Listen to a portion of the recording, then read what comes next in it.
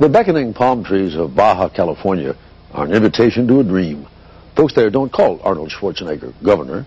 George W. Bush isn't president either. That's because Baja California isn't in California, or in the United States for that matter. It's in Mexico. And for retirees there, most of whom are American, those palm trees came at a bargain price. Our cover story is reported by Bill Whitaker. As you're driving down the sun-kissed Pacific coast, past the McMansions blooming on the hills, past Malibu and Fox Studio, you'd swear you were in Southern California. But wait, this is Mexico, Baja California Norte to be exact, just across the border south of San Diego. What's up? Ask Jerry Vanek and Eileen Maglieri, retirees from Las Vegas. A lot of Americans are moving down here. It's an explosion of them.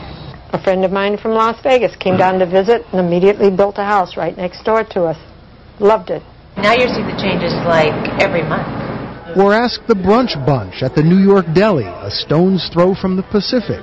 We call this San Diego South. A little slice of America sprouting up around Rosarito, Mexico, and on down the peninsula, brick by brick, condo by condo, house by house. Nobody knows exact numbers because, believe it or not, many Americans slip across the border illegally.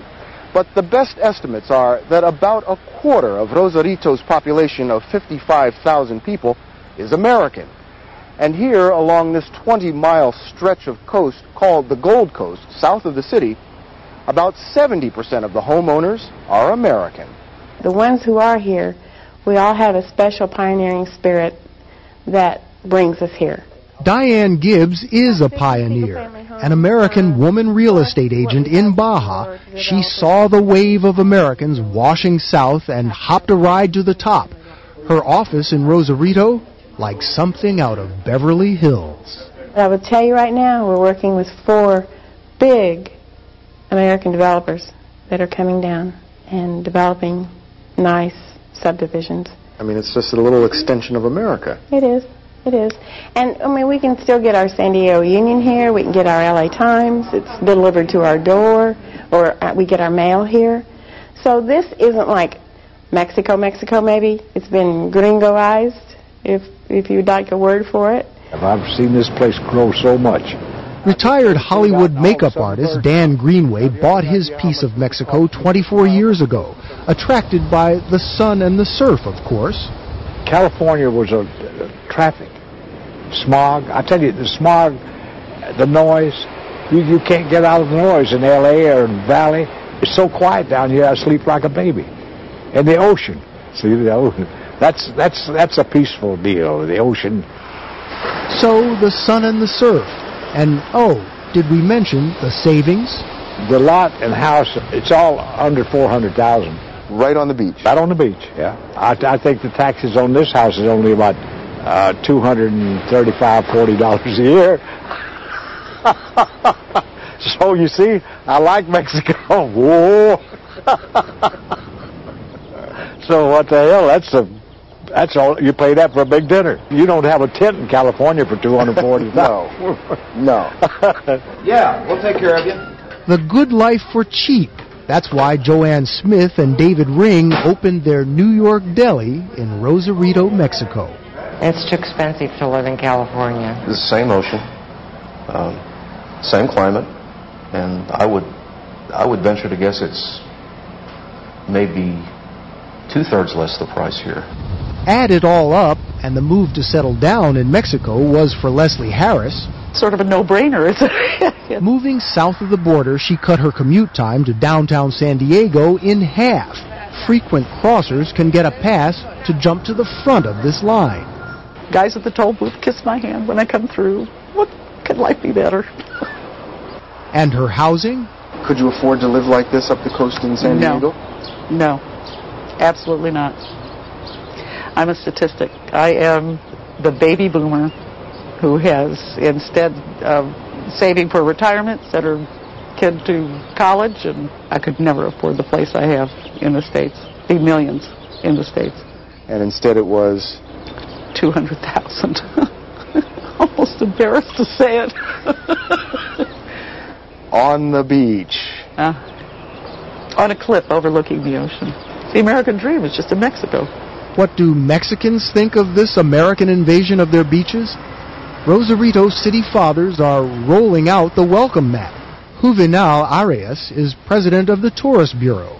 So, Americans, it's a colony that lives here.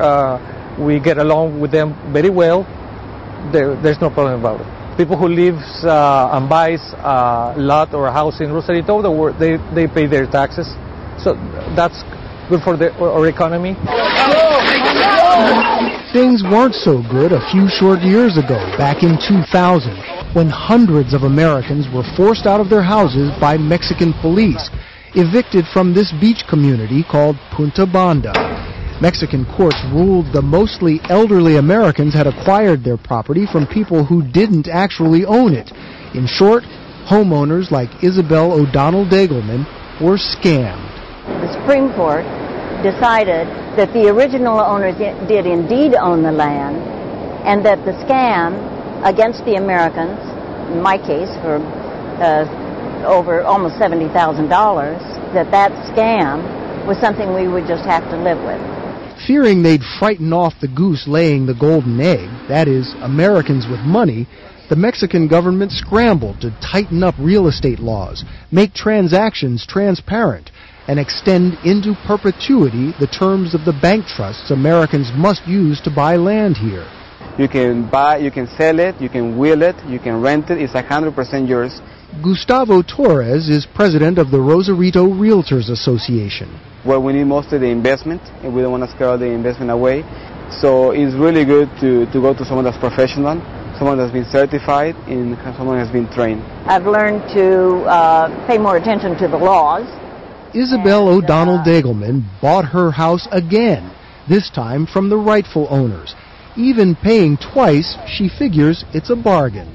Because I had my wonderful house built on the land, 3 bedrooms, 3 baths, a gorgeous view of the ocean, and 3 steps from the ocean. I wanted it to be here for my children and their children. The only thing worrying some Americans in Mexico these days is, will the peace, the tranquil views, the unspoiled beaches survive their onslaught?